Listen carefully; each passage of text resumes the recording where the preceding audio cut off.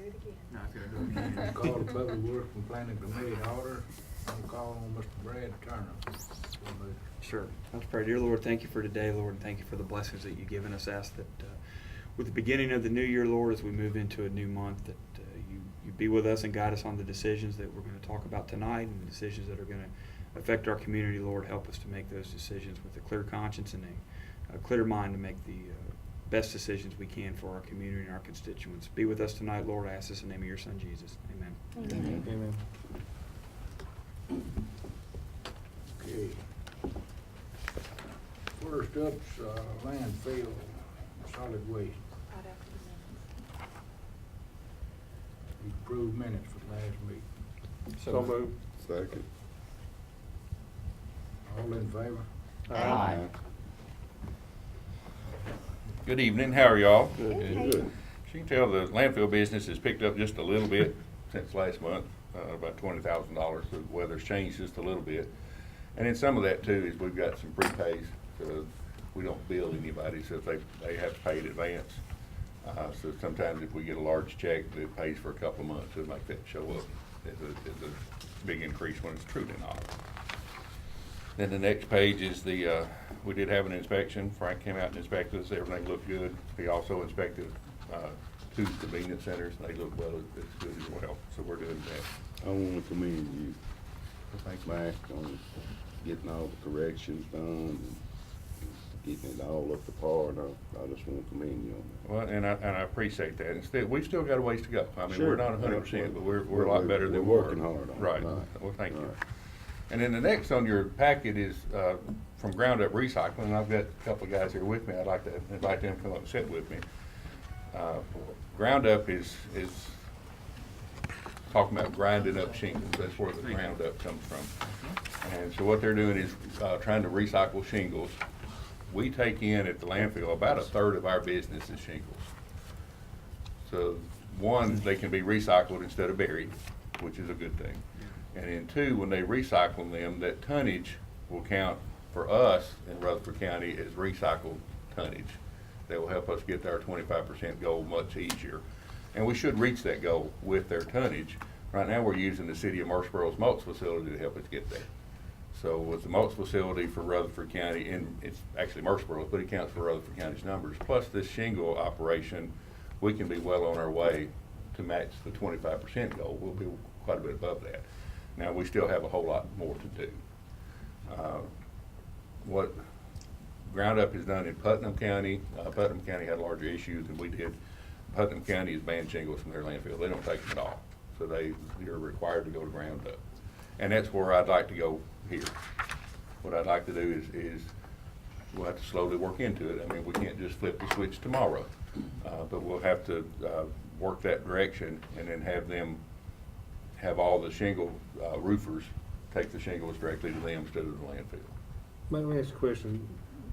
Worst case scenario, if we went to this situation here, and let's say, for example, we have another tornado like we've had, or some real bad storms like we've had, is that something, is it gonna be where y'all can take care of that kind of supply and demand, or?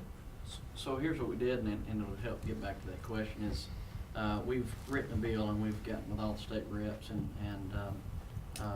it's actually being proposed tomorrow, that to ban shingles from going to the landfill as long as you have a recycling center within 25 miles of any landfill. Okay. So, but one thing we did put in that to protect both parties is, so I don't just become a collection site that sells 20,000 tons but stockpiles 70,000 tons, don't have a place for it to go. But that switch can be turned on and turned off in case of an emergency situation. So if you had a storm come in and we had 50,000 tons coming in, but our max capacity that we thought we could work with TDEC and TDOT is 35,000 tons, then we would communicate with MAC and say, we need a little help, we need to turn off the switch for a little while, and let y'all go for the next quarter and take material back to you. They want us to have that in as a provision.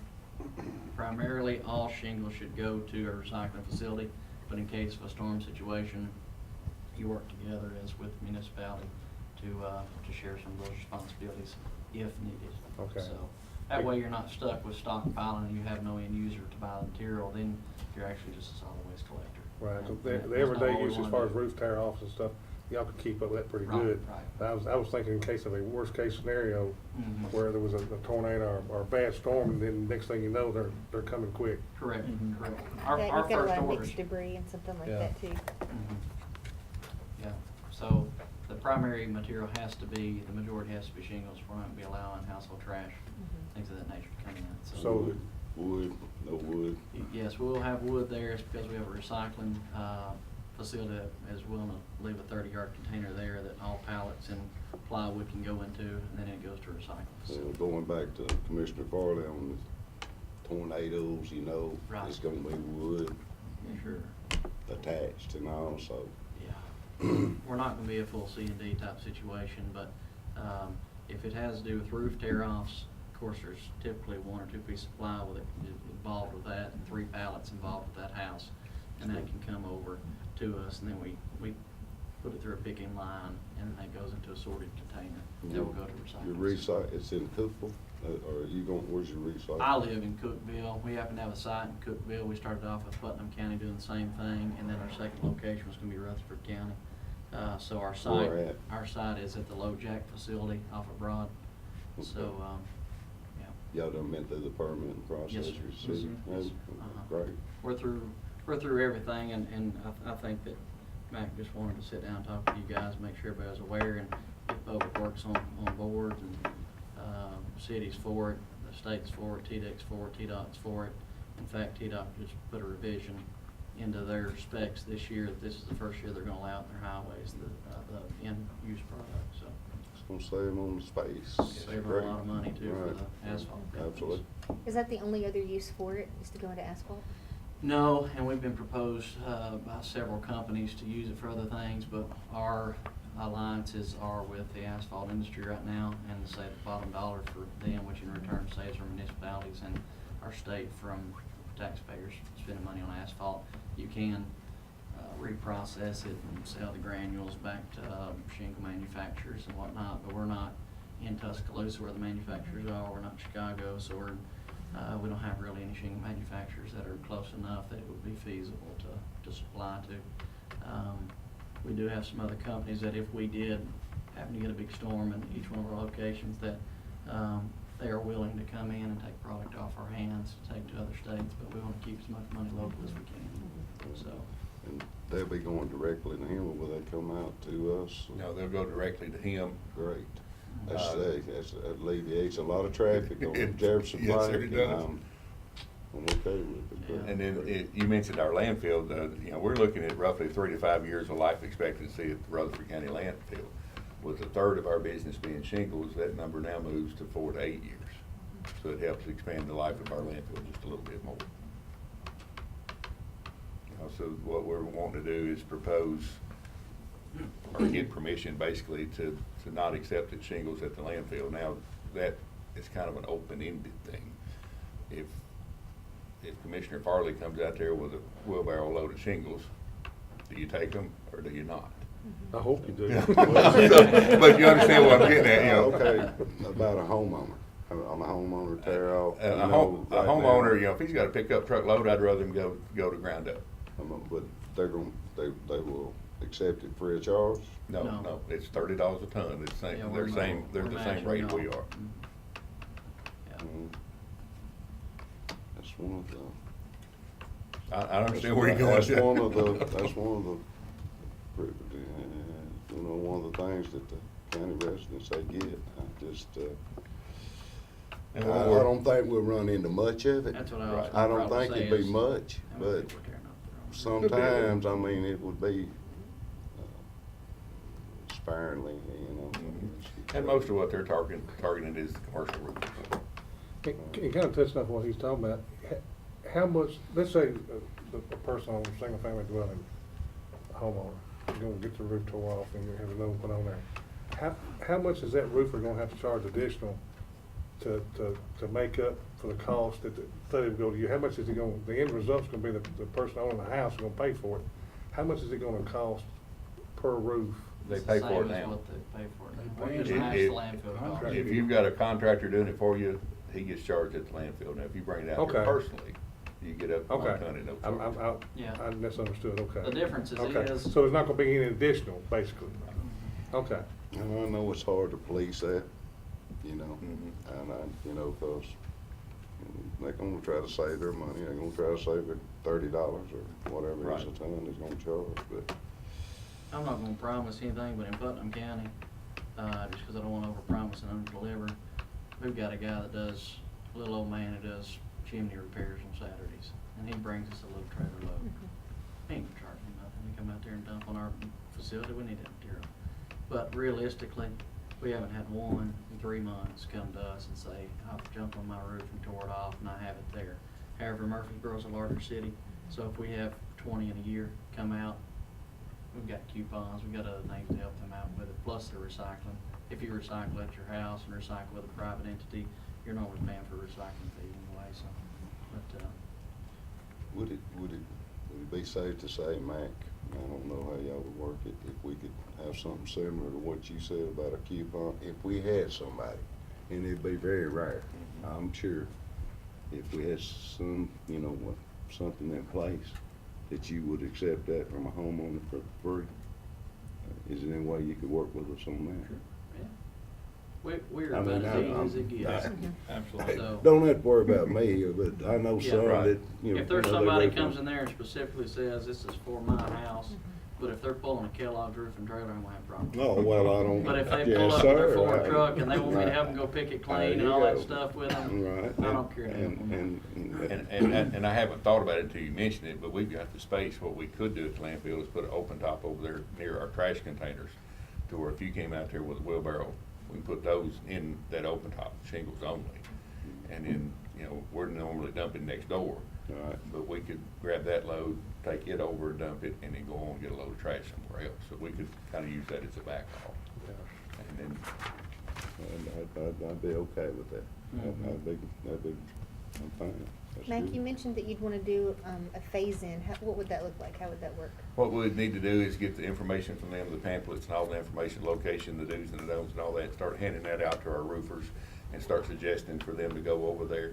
The other thing we're gonna do is if Commissioner Black is a roofer and he takes that, and yes, sir, Mac, I'll go over there and try it. And then the next day he shows up at our facility, I didn't like that because, then I'm gonna pick up the phone, call Matt, all right, here's the becauses, to see where we can work through and correct the issues to, you know, to help them be more comfortable with it. Mhm. But it's the right thing to do, and it is a change, and it's kinda hard to change, but that will get us headed toward the right direction. What were some of the issues that you faced in Putnam County in trying to get the roofers to switch over there? Did you? Zero. We have had only positive, I was a roofer for 14 years, and I just sold my business to get into this full-time and to try to push Brett across Tennessee to do this, because I feel it's the right thing, and in the end, it's good for everybody, monies, whatnot. But one thing is, typical landfills are not handy. All of our sites are gonna be handy, because they're a collection process facility, so, we're partners with LoJack. So our site is gonna be typically where a LoJack plant is gonna be, so we're handy to right on the highway coming into this town. Putnam County, you gotta drive about 20 miles outside of town to dump at. Typically, you get a flat tire every other time you go out there. All of our sites are either paved or concreted. It's like pulling to a Walmart parking lot. You go across a nice, clean, pretty scale, and you dump, come back across, we offer you a bottle of water, and you check out, and it's $30. Same thing going to his. But in his situation, hopefully his roads aren't too muddy for the day, the two-wheel drive pickup truck aren't spinning out, and they ain't gotta get his dozers up there to pull their log chains to get their shingles off. All that's on us, the liability's on us. He doesn't have any liabilities that way. And we're not gonna give you a bottle of water either. So, anyway, we have had only positive responses on our locations, and it's exciting to see, so, yeah. What do we need to do to get this ball started? In Putnam County, they basically banned the shingles from the landfill. So that's the direction we need to go with some type of phase-in. You know, we'll have whatever date y'all set, 6 weeks, a month, whatever that drop dead period is to get people accustomed to it. So your facility's in place now? It is, yes, sir. Okay. Yeah, we're already collecting. There's some roofers coming over to us. Yeah, there is now. And one thing that frustrated us was we worked with TDEC and TDOT for 9 months to get permitted and do the right thing. And we met with SEC, here, a local engineering office, to get site plans done, and did everything that was asked about us to get done right. Yet, still across town, there's somebody going back to an industrial park and opened up one 3 months ahead of us. And they've collected about 3,000 or 4,000 tons of shingles already. And it's been very frustrating to us, because we're trying to do it right. We're trying to keep our nose clean and stay clean and partner and team up with you guys to return our tipping tickets to you. What we did in Putnam County is we put up a sign on their fence, on their entryway. It says, Ground Up Recycling is now come to town, basically, and we'll be accepting shingles this date. And then, so every time they came in, one of the ladies or guys sitting there at the scale house, they would say, yeah, Ground Up Recycling's gonna be collecting shingles, and we're gonna be diverting starting whatever, March 1st, or whatever that date is. And we put that on the sign. And they gave out a pamphlet, how we like trailers to look when they come in, how we like them stacked, we want them tarped, and just to reduce the nails coming in and out, and easier for us to sort. And then they got used to that for the next month. And normally they start doing it before the month was up. But then, at the end of that month, on that day, I came and put a sign out, now a sign that says Putnam County has fully deferred. I think you're probably looking at the picture now. Shingles from the landfill, Yeah. Putnam County's gone 100% recycled. And by you all turning your tipping fees back in to us, Mhm. that's giving us credit. Exactly. Not the fees, No, we not don't the- get the money, but we do get recycled. We Tonnage. get the credit, the tonnage, and not fees, but the tonnage information goes to TDEC, and we get credit Absolutely. for the recycling part of that as well, where the other people that are in town are not doing that. You don't have a set of scales or anything, and that, you have to have scales, scale in, scale out. You have to be a TDOT approved supplier of the material, the end product, the grinding end product, to be even able to supply to the end user. Is that other person that's doing it, are they in the city or are they in the county? Was that part of the, That's the first I've heard. further, okay. On Highway 96, toward Franklin. We've talked to TDEC 4 times on the situation. We're just frustrated that we've turned in a 3-page permit approval application and 38 pages and done everything right. And they're trying to make friends with everybody and do the right thing. And then what they do is they hire a guy from Indiana to come in and grind their product every quarter. And he grinds up an end product, and then he pays them $40,000 to grind, and they take that money out, and he's not a. But what I like to do, Mr. Chairman, I mean, Doug, if you would look into that, because it's all about consistency and.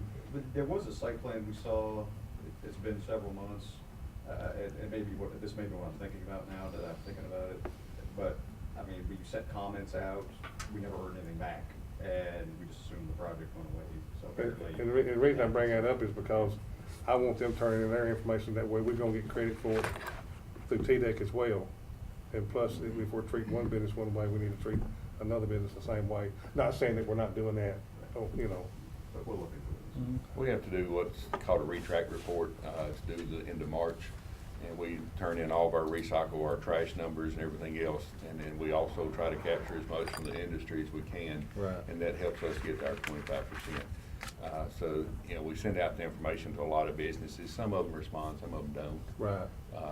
Some of them don't recycle enough to actually respond, and some of your big box stores don't want to respond. Their competitors can tell what they're selling by how much cardboard they're giving away. I don't know how they do that, Yeah. but they try to keep that information to themselves. So sometime we'll get that from the corporate level, that if there's more than one box store in the county, that collectively they did this much. That way it's not an individual store. We're good with that. We just need the number. Right. And we're scared of me. I'd like to ask our mayor, about this. He wants my. Sure. We'll let Mr. Black go ahead. No, I wanted to ask what, Well, I was just fixing to wanted- ask, I wanted your opinion on this. No, I very much support this, and I was just, Mr. Farley asked what do we really want this group to do. If this group tonight could endorse this concept of this process of directing shingles to the Grounds Up Recycling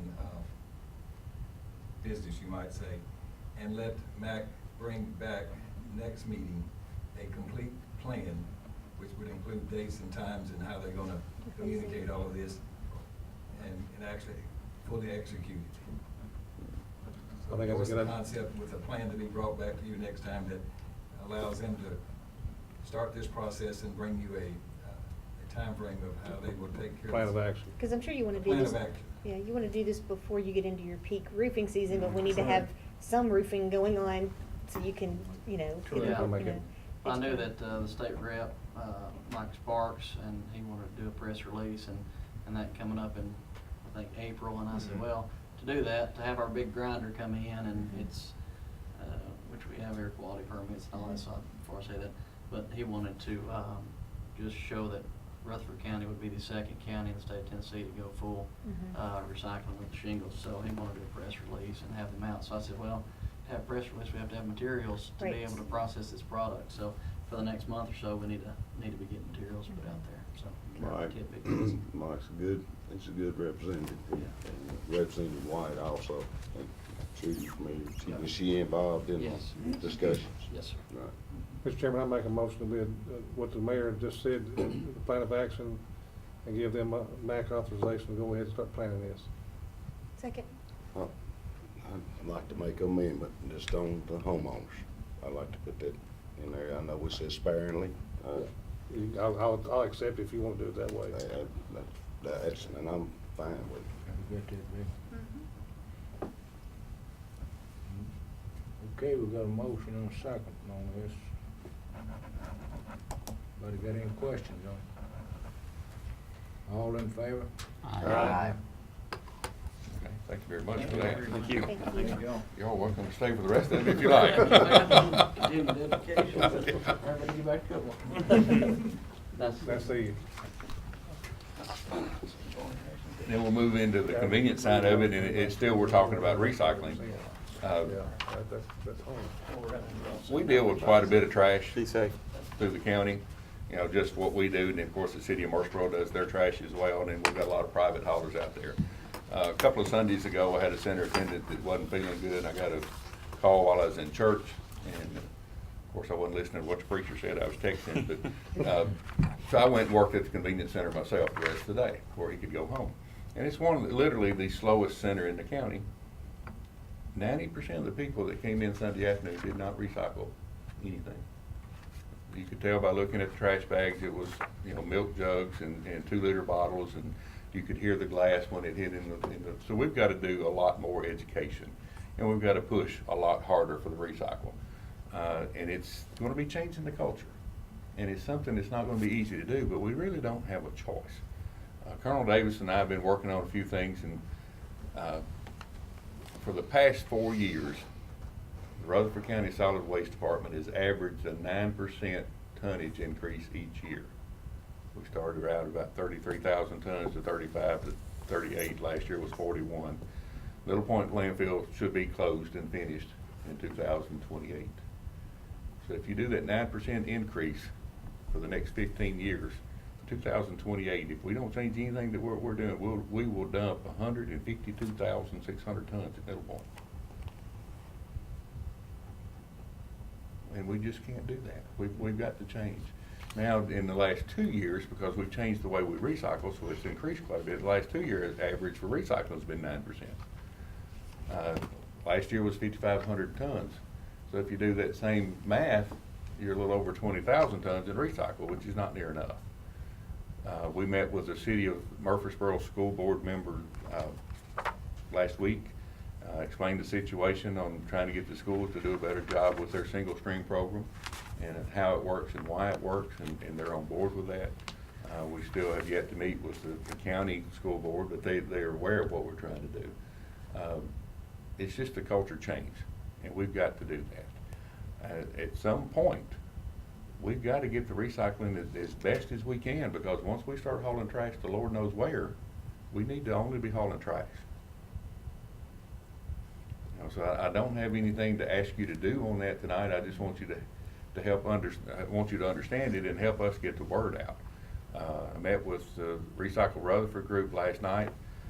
They normally on the 5th Saturday go to one of the recycle facilities to help people better recycle.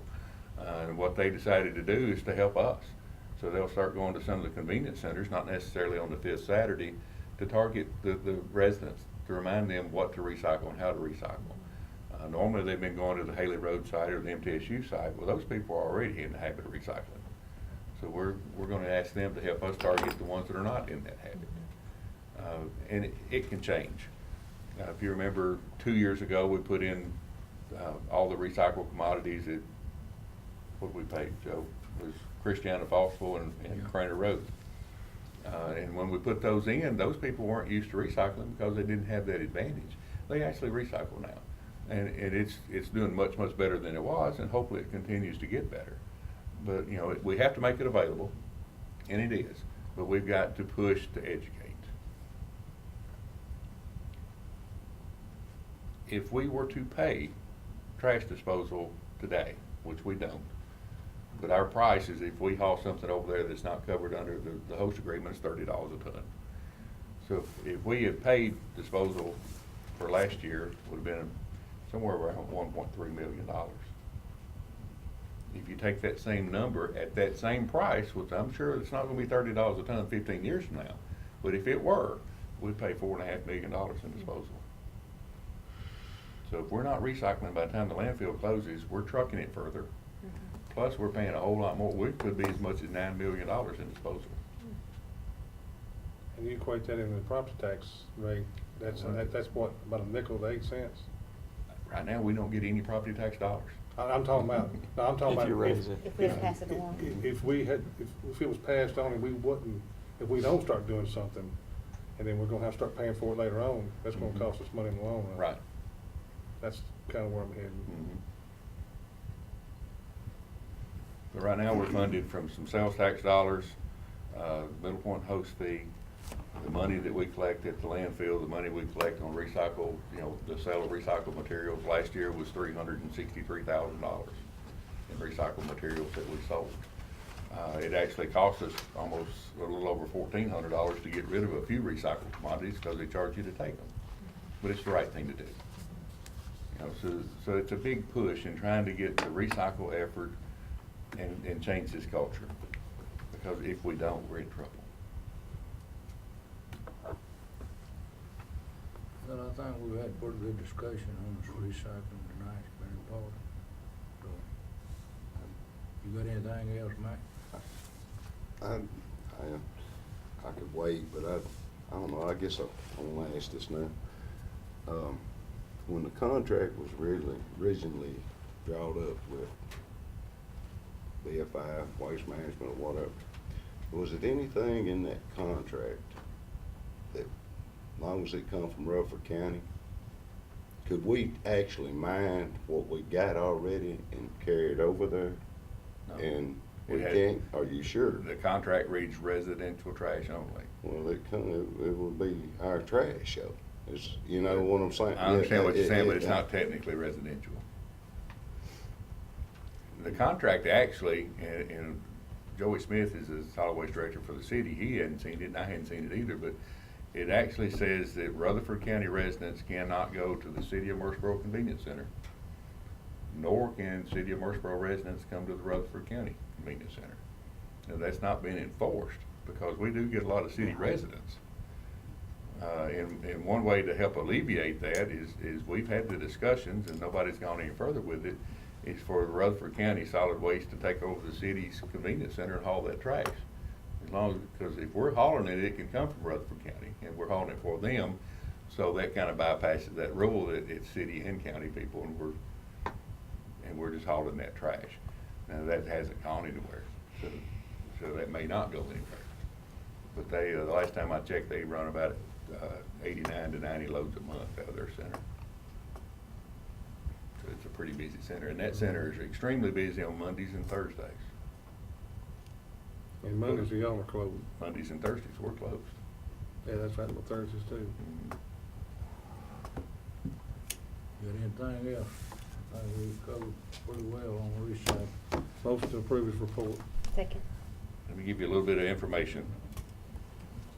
We have a driver that works for Rutherford County Solid Waste that we hired a little while back, and he is a certified master ASE mechanic. And as far as I know, he's the only one that works for the county. So last week, the the ambulance service had to have all their ambulances inspected, and our guy is certified to do that. Instead of them paying outside sources to inspect their ambulances, we sent our guy over there. He inspected 20 of them in one day. Of course, he's got to do some re-inspections because all of them went 100%, but now they're safe. They just had a few little issues that's got to repair and be re-inspected. So we're working toward trying to help some of the other departments and save all the taxpayers' dollars. And that thing, I don't know how, I think it's an annual event for the ambulances, because the state has to certify each one of those ambulances. And if they're over a certain mileage, they have to be certified, I think, twice as often, so. It's similar to a DOT inspection for a large Right. truck. Same way Howard probably Does the ambulance, I know they got their own particular budget, that, we, get him money. You know, I know the city, Murfreesboro, Yeah. fleet services, we got fleet services there, and they got their budget. And No, we You didn't. know, It's basically all the same. I know, but it Yeah. kinda keeps it all Right. in the same basket there. Guess that's right. I think last year they was spending around $1,800 to have that inspection done. And Mhm. we did it for one day's salary for one employee. So it saved them quite a bit of money. Pass along from the committee that we sure appreciate him doing that. Okay. Okay, all in favor? Aye. Thank you. Good Thank job. you. Fine.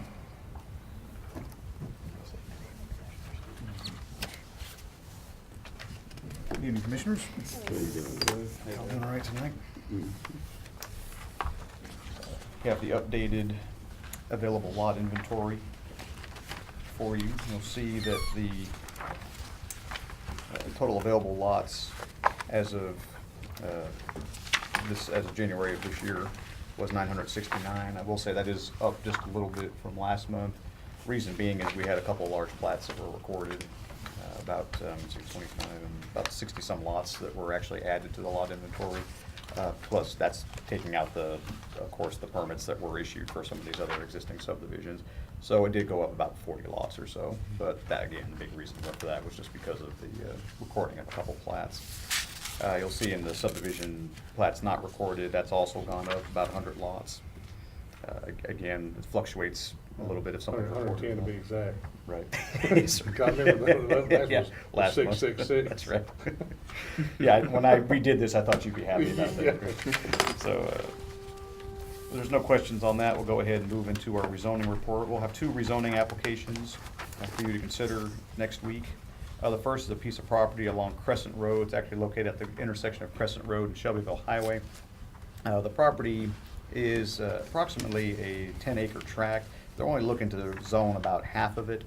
They'd like to zone it commercial services in order to develop a site with convenience store, retail, other commercial type uses. Their most immediate use is probably going to be something like a convenience market and gas station on the property. When they first came to the commission, they actually came in December and it was deferred until January. They were looking to zone the entire 10 acres. They have plans in the future of possibly putting maybe mini storage or something like that out there. They understand that if they do get the rezoning to commercial services, that even if they do want to do something like a mini warehouse type facility, that they will require Board of Zoning appeal approval. That's not a use by right in a commercial services zone. But if you look at the maps that they provided, these are actually updated maps.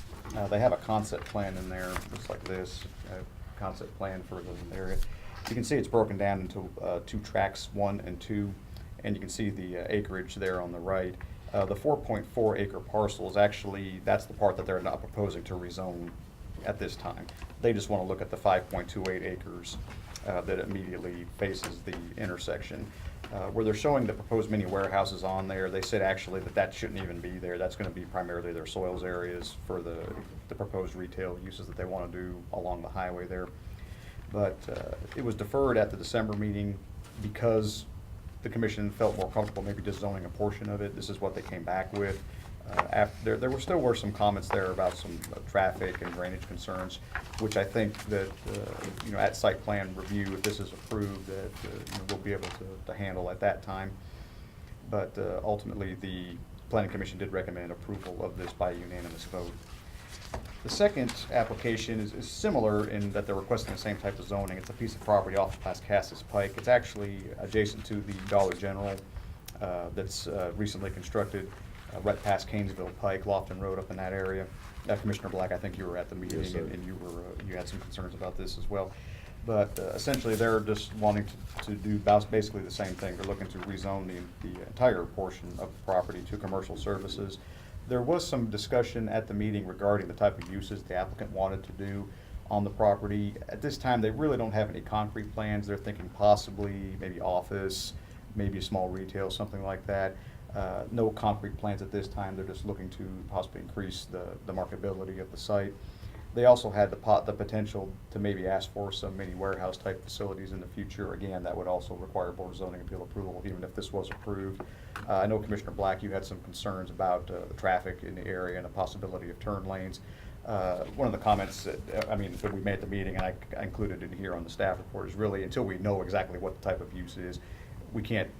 It's difficult for us to require a traffic study. So when we have a more concrete idea of the uses, we'll be able to have a better idea at that I point. understand completely, Doug, and heck, I'm all for business. Right. I'm all for it, and, small businesses there, and, I've just had several calls, and with, like you said, the applicant, he couldn't come up with what exactly he wanted to put there. And a lot of folks had a lot of reservations with the convenience center right directly, Across the like street. creating 2,000 trips in and out right there. And Dollar General is picking up. And also the property right in behind that, I'm sure it's already residential, and it's within the comprehensive plan. Right. I'd say probably sooner than later, it'll probably more than likely be coming forward if also wanting to do something. And I just got, I don't wanna put no roadblock on nobody as far as that goes, but also I gotta answer the concerns out there, the folks that I Absolutely. represent. And, I know if we approve this, it's not a stipulation put on a turning lane and it goes before the Board of Zoning, they can't make that decision. Well, I mean, the Board of Commissioners, at this point, the Board of Commissioners can't put a condition on there now because all you're looking at is zoning of the property.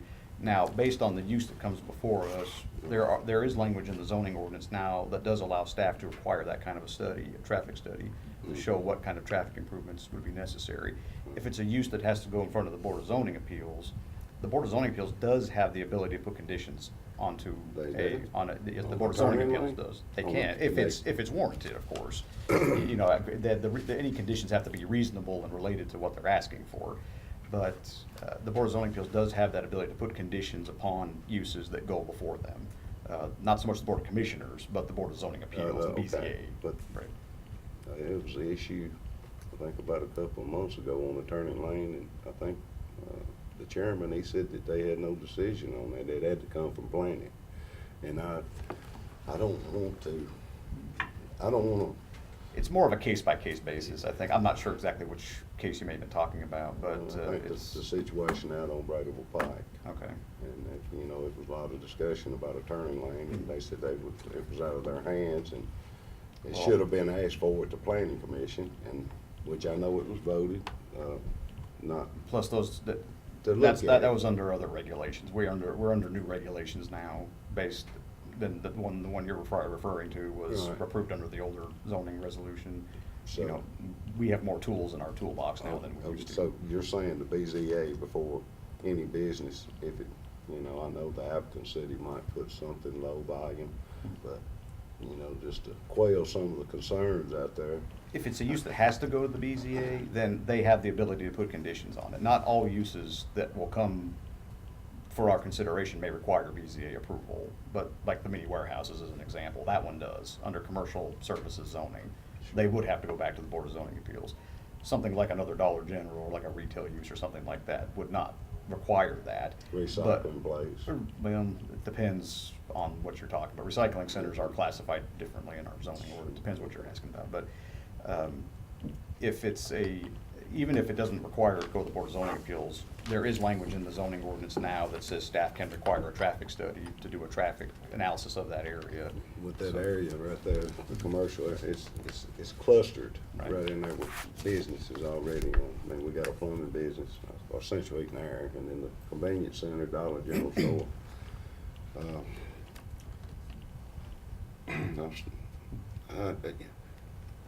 How would you say, how would I guess I'll be asking the commission at the next meeting to put some kind of stipulation if it's a low volume, but Well- I actually would like to, Well, see, I guess. just to cover. Right, just- well, I guess what I'm saying just is, to cover. the Board of Commissioners doesn't have that ability to do Oh, that now. well, okay. Right, so now, I mean, you can make that as just say, I can- Doug, I hope this is something you'll be looking at, which it will be, because depending on what comes in, if it's gonna be a real low volume type user, it may not be that big Sure, of an issue. not low right? volume, but. Right, but if it's gonna be something that's more retail that we know is gonna create more trips, we have the ability to ask for, to tell them they have to provide us a traffic study to show us how they're gonna improve the traffic, from that site.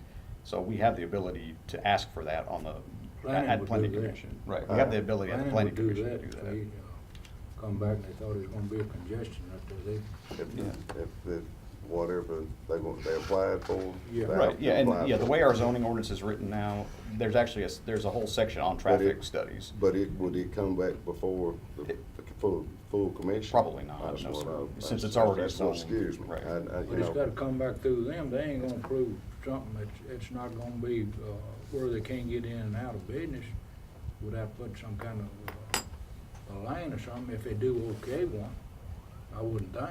Yeah, it's gonna I mean, any site development that they wanna do on a property is gonna have to come back through our office. So it's gotta come back. And it's gonna have to through come them. back through the planning commission probably, because it'll be new construction.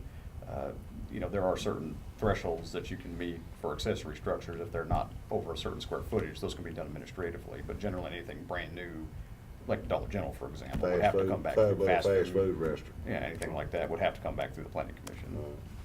But if there was no stipulations on the turning lane, but. Well, again, if Again. we looked at it and said, okay, this is one of those, we think there's gonna be issue here with traffic, we wanna see a traffic study to see how you're gonna handle the traffic in the area, then that's something the applicant's gonna have to provide us, and as staff, we would analyze, and then make our recommendations to the planning commission of what traffic improvements we thought would be necessary at that point.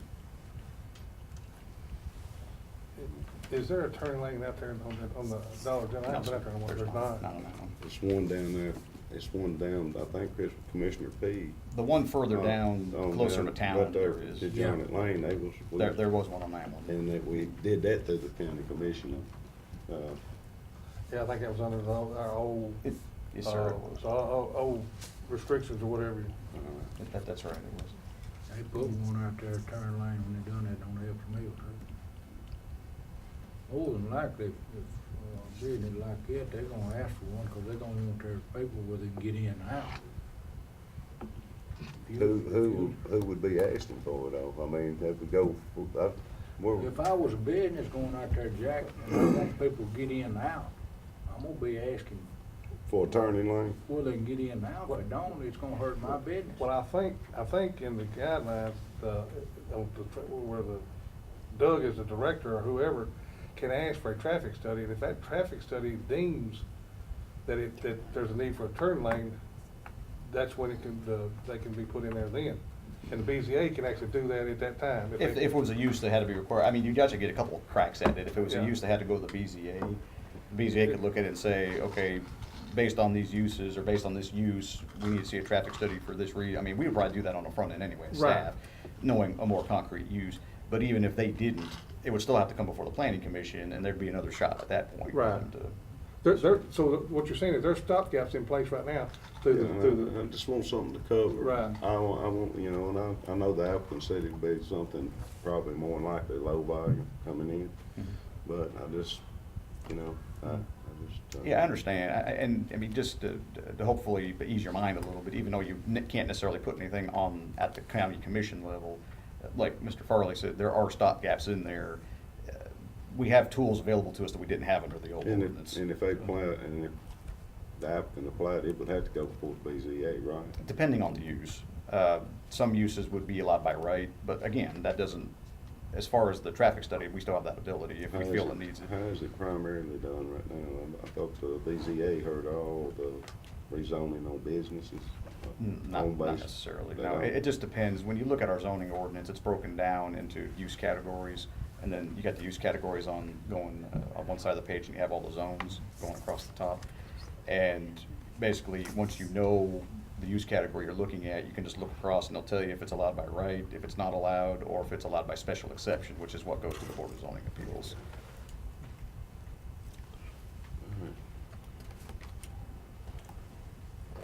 The only other thing that I want to add to that about the traffic studies is that the more we learn about them, the more we realize there's no perfect science to when a turn lane is needed. I mean, Eric Hill, our new engineer, he gave us a nice, really thorough orientation about traffic studies to help us better understand, so that we would know when to be looking for, when to be asking for turn lanes. And I ended the meeting not really feeling any better that I knew when to ask for one, because there's all these different formulas that come into play. And so, again, that's why you need to wait and see what's going to go there, because Right. that's what triggers the formula. So, And on state roads, of course, TDOT has their own formulas as Right. far as what triggers turn lanes and what doesn't. But, you know, again, like you said, it It's not- depends a lot on the use. Yeah. And there's other factors that there's go not, yeah, into there's not a it. blanket answer to That- when you do one. That particular area and experience to grow, say like Commissioner Phillips, she had and I guess Joe will know one, the Dollar General with the school and all that right there is together, and Mhm. I watched the meeting, and, you know, the cars couldn't get out of subdivision. I don't know, I know Mr. Young right there, he's got pretty large, 25 or so acres right there. I don't know what he intends on doing with it, but still, you know, I just don't want to be faced with that problem later on down the road, or ever who is in there, you know. Right, and You know. again, I completely understand, and under the old code, it was a little more difficult to require the things that we can require now. You know, we have, again, we just, not to keep going back to that, but we have more tools in the toolbox than we used to have, quite frankly, under our And ordinance. that very reason he's talking about was the reason that stuff was put in. Right, there. exactly, you know, To because help out that with was the always, situations. exactly, that was always an issue with the planning commission and the county commission, as far as when do you apply these standards, or when do you require turn lanes, when do you not? So we wanted to put the onus really on the developer, say, once we know what the use is, if we feel this is something that needs a traffic study, you're gonna provide us a traffic study for us to look at. Right. Well, I move that we approve the report. Second, sir. Oh, sorry, Chanta. Okay, was that a motion or second, approve the report? All in favor? Aye. Thank you. Thank you. Building codes, I think the mayor's gonna handle it tonight. Okay, Mr. Jones had a urgent matter to take care of with respect to an automobile problem with his daughter, so I'm here.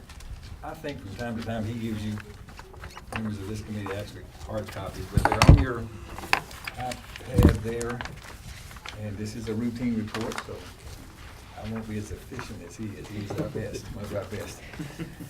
But you can see that this month, the number of permits was 141. They took in $40,841, which is just a few dollars more than last month at $39,664. On your next page, you can see that he's recording this on a calendar basis, but of those 141 total permits, 34 of them were single-family permits.